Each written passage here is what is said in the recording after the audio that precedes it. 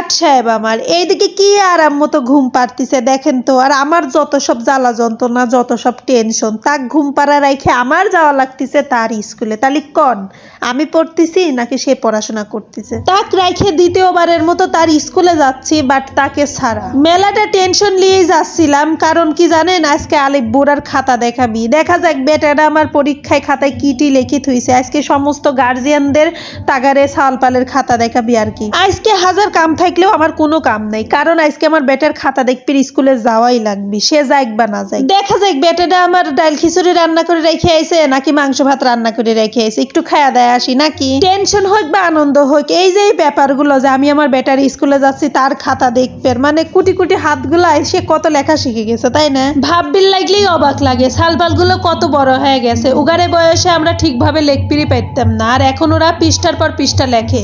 আমি তো 2-3 দিন পর ভয়েস দিচ্ছি, আমি কিন্তু জানি গেছি আমার বেটাটা কি করেছে। তবে যা করছে আলহামদুলিল্লাহ, আপনারা সবাই ওর জন্য দোয়া করবেন, ভবিষ্যতে জানে এই রেজাল্টটা ধরে রাখতে পারেও। আমার বেটাটা প্রত্যেকটা পরীক্ষা দেওয়ার পর এসে কইছে, মা আমি 100তে 100ই পাবো। যাক, আল্লাহ তাআলা ওর কথা কবুল করছে।